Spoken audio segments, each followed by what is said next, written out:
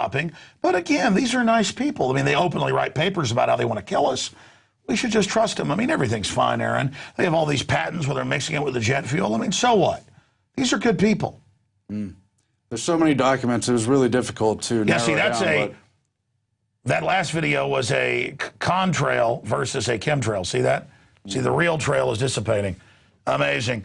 Aaron, we're almost out of time. We'll do a part 2 on this. This is incredible. Run through the rest of it. Well, that's all I have for today, really, but you can see where they admit the Earth is getting more dim by a significant amount. What do you have in this little box? Just hundreds of other proposals, academic papers, a few more patents. But it doesn't exist? A few more government hearings. I mean, if you even question them geoengineering and say, gee, 18 years ago the trails didn't stay in the air, now they do, and gee, scientists went up in their own planes and tested it, it's aluminum dioxide, barium salts, and jeepers creepers, the government admits they're doing tests with these very things 18 years later. But we're not good because we were proven right, we're bad. Bad man. It's about getting global approval to live your life, and that includes... Well, I'm just thankful to all these chicken neck control freak eugenicists spraying my family with poison. Thank you, Ted Turner. Thank you, Bill Gates. Thank you, chicken neck Holdren. Thank you, Dr. Eric Pianka. All of you eugenicists, thank you for all your evil and your control freak. I mean, you just see human life, and it's the ultimate control freak thing. You just got to screw it all up. Thank you for all you've done. I suggest you line up first to get rid of yourselves. Oh, but you won't. You have to be guardians of the mass murder. Aaron, in conclusion, this is about toxifying the soils and coming out with GMO crops that can only live in it. That's all admitted. It's about having derivatives that bet on the weather and then they actually rig it and control it. Control casino. But it's mainly, as the memorandums you showed at the start, it's about population reduction. And they've said, if you don't pay your IMF World Bank dues, even if you don't owe it, we're just going to shut your water off. And our public's going to watch football games and praise torture. We'll just say you're Al-Qaeda when millions of you starve to death. You understand? Pay us, we own you. And now they're taking the bank accounts of the American people. That is coming up with Gerald Celente. And I guess, in a way, we're actually the bad people. 60 seconds, final summary. Yeah, you remember the Simpsons episode where Mr. Burns blocks out the sun so he could sell electricity. It may not be the exact same thing going on here, but it's similar. They want to control all the important elements of the atmosphere, of our environment, of our lives, of our right to reproduce. Yeah, they want to kill us or make us pay to live, basically. But we're lucky we have them. Aaron, take us to break. Celente's coming up. The beekeeper's coming up. Look, there's a lot more. We're going to another extremist who's sad the bees are all dying. I mean, another part. It'll be good when the bees all die. The bakers know best. Yeah. Why not spray the little bees with aluminum? And because they figured out a few things with DNA, it makes sense to modify our food and grow it in labs. Well, see, that's the plan. After they kill everything, then they come back and re-engineer life with a patent. And that's what even Monsanto said about 12 years ago. That's what I mean, yeah. Well, what's wrong with that? These are loving people. Hey, you wonder why your 25-year-old wife's dying of breast cancer? You wonder why your 3-year-old's getting a Parkinson's-type disease? You wonder why cancer's up 3,000% and diabetes? Because these people are murdering us, and they like it. And they think you're obsessed with football and your pedophile football leaders and the rest of them, and they think you're too weak to wake up and realize these psychos are attacking you. You know, people always think that tyrants are going to look like the last bunch. They're not going to look like Fidel Castro or Adolf Hitler or Joseph Stalin. They're going to look like John P. Holdren and David Rockefeller. You can either wake up to these tyrants and recognize them now, or they're going to win. I tried my best. Just an average Texan fighting hard. Incredible job to the crew, incredible dedication, and great job to all of you out there who support us. We couldn't do this without you. Get this video from INFOWARS Nightly News at PrisonPlanet.tv and get it out to everybody. They're openly moving to start shutting down the web, as we covered earlier. This transmission must get out. If you're listening to us, you are the resistance. It's now up to you. I hand you the baton. You catch it. It's up to you. I can't do it without you. We're in this together. If you believe in this information and want to support its viral spread, go to the INFOWARS store at INFOWARS.com. We've got the new G.I. Joe INFOWARS T-shirts. We've got the incredible Pro Pure gravity-fed filters available at INFOWARS.com in the store. We've got a new DVD, Scientists Under Attack, the Don't Tread on Me flag. We've got all sorts of different bumper stickers to help spread the rebellion virally. It's all there, wristbands, citizen rule books in every order. Order online at INFOWARS.com today. The water filters, the canteens, It's all there. INFOWARS.com.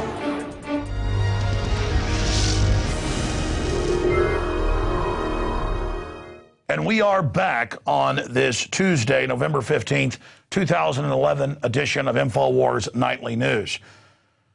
We just broke down how our environment is being assaulted in what is admitted to be a global secret program of geoengineering. It's an admission that there is a secret program going on. We need to know exactly what that program entails and how this aluminum dioxide, barium salts, and sulfur dioxide is affecting not just plant and animal life, but human life as well, as the levels of toxic metals goes up in our soil. And our next guest is going to speak to one of the real canaries in the coal mine of the different biospheres that are on this planet. And then Gerald Celente is joining us, of course, after that. He has had his bank account robbed, all part of the globalist world depression that's being engineered. He had the gold out of his account stolen. Just incredible information breaking here, coming up with Gerald Celente after this interview. Now, Konrad Bouffard, if I'm pronouncing that right, yes, sir, is our guest. And let me tell you, we are so blessed to have somebody like this right here in Central Texas. He is recognized by many publications, and I have a list of them here, as one of the leading beekeepers in the world. He has the largest beekeeping school in the world. That is undisputed. He started out in bee removal instead of just killing bees that are so important for our environment and the entire life cycle from plants on up. He specialized in that, and he got so busy he quit being a school teacher and moved on from there to now being one of the most successful beekeepers in the world. And his honey is also, of course, shipped all over the United States and the world. And I was mentioning to him that my uncle had worked for Fain's Honey going back, 20 years ago. And he said, oh, yes, we work with Fain's. So I happen to know that's another company that's real raw honey, not mixing in corn syrup or all that other garbage. And they don't strain out all the good stuff that's in it. So we're going to talk about what is real honey, what's happening with colony collapse all over the world, and this report by Texas A&M that 76 or 77%, depending on the brand they tested, of major companies had no honey in it.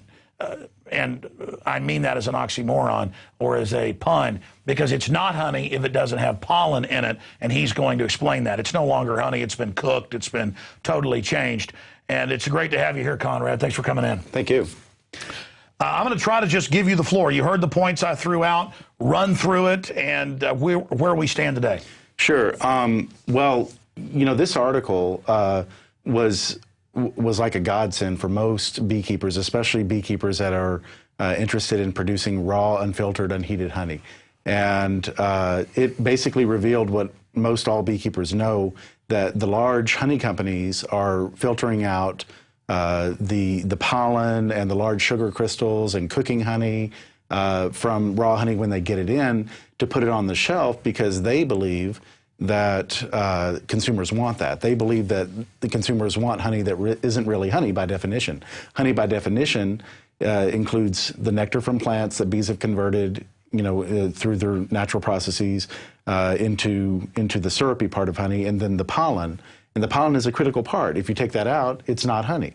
And so, anyone can tell you that honey has to have pollen. So when some of these larger companies come around, and as they've been doing for years now, and take all the pollen out, it does nothing good for the consumer, and it's kind of like taking the engine out of a car. That's like the system telling us we want white Wonder Bread and not wheat bread. But over the decades, they found, the public doesn't really want that. And when you have allergies, they say eat local honey because it has the allergens in the area. I mean, that's always what's been in honey. That's part of it. And can you speak to, there's a lot of research done on the amazing health benefits of real raw honey, like Round Rock honey. We've got here on the table. Yeah, there are many benefits to honey. It's been shown to reduce blood pressure. It, in my opinion, has been, and the opinion of many other experts, has been shown to reduce allergies or allergic reactions, histamine-type reactions, rather. Taken over time, it can normalize blood sugar levels. If you have a wound on your skin, if you get burned, you can put honey on it, and it will actually help heal that wound because honey naturally draws water and keeps the skin moist. It helps. And it was the only thing still surviving in the Egyptian tombs, 3,000 years old. Yeah, honey is the only food in nature that's naturally, self-preserving. That's why you can put it in a bottle. You could put it in this glass bottle here and come back in 5,000 years, and it would still be totally edible. What are the big companies, and we have a list of them, that you see dominating store shelves where it's almost completely clear like water, right. And it tastes terrible. I mean, I don't like the processed honey. As a child, my mother would buy both kinds. I always liked the real brown honey. And more and more people are starting, obviously, to buy the real honey because I see it starting to displace the establishment, so-called natural stuff. But what is that stuff that's on the shelves that is devoid of any flavor and doesn't have any pollen in it? Sure, it's honey that, and not all honey producers are doing this, but it's mostly among the large honey producers. And typically what they do is, they filter out all the pollen, they heat it above 130 degrees, sometimes for days on end. And the reason why they do that is they want to make all the sugar crystals inside the honey the same size, and they want to filter out all the pollens, because the pollens are, of course, what make it crystallize quicker. So they think, that crystallized honey is bad, and they know what's best for the consumer, so they're going to tell the consumer that it's bad. And it's kind of this self-fulfilling prophecy that some consumers believe this, but actually, in reality, if you were to go around to most consumers, they believe that they want honey straight out of the hive because it's a God-given product. There's nothing wrong with honey as it comes straight out of the hive. In fact, you can go like I did when I first started keeping bees over here in East Austin and pull a hive straight out of a church wall or out of a home, the wall of a home or out of an attic, and eat it right there. And it's completely edible. Well, that's what I buy, and we actually have listeners that also send it to us. I buy the sliced cord, right. And that's what I like, and then I just spit the wax out. Right. I mean, that has the real flavor when it's in the. I mean, obviously you're the expert, but just my taste buds like in the comb. Right, right. And if you take comb honey, usually at the bottom of each cell of the comb, there's usually a little bit more pollen that just because of gravity that collects in the bottom part there. So if you're eating comb honey, you're getting a little bit more, a little bit higher concentration of pollen. That's just based on my own experience. And then also chewing the wax helps remove all sorts of things from your teeth. It's a good way to manage tartar in your teeth. From your research, why? I mean, even medical doctors tell people that have allergies, you need to go and you start eating a lot of local honey when allergy season kicks in. And I've done it myself. It really alleviates a lot of it. What's happening? You mean when you eat the local honey, why is it helping with allergies? I see what you're saying. So you're taking in a small amount of pollen, and you're having a small immune reaction, and over time your body builds up a tolerance to that. It's the same concept as allergy shots, building up tolerance over time until you're at such a point where you don't react anymore to that particular pollen. Now, I want to get into the fact that you have the largest beekeeping school right.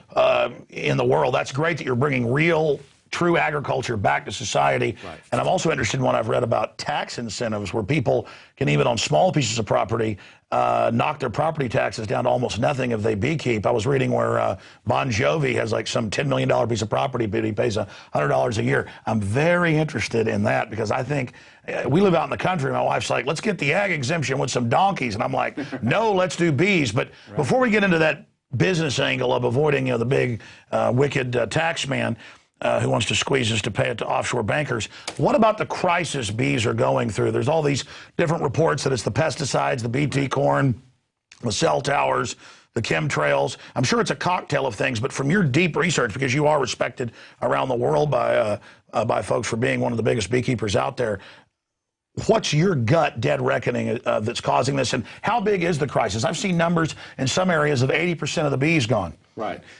and I think that that's true. I don't. I think that I couldn't put a number on it, but I can say that I don't know a single beekeeper who is doing pollination, like cross-continent pollination, who hasn't lost more than half of his hives. And I saw that as the average. Some areas are around 80, they were saying. Right, right. And areas like upstate New York,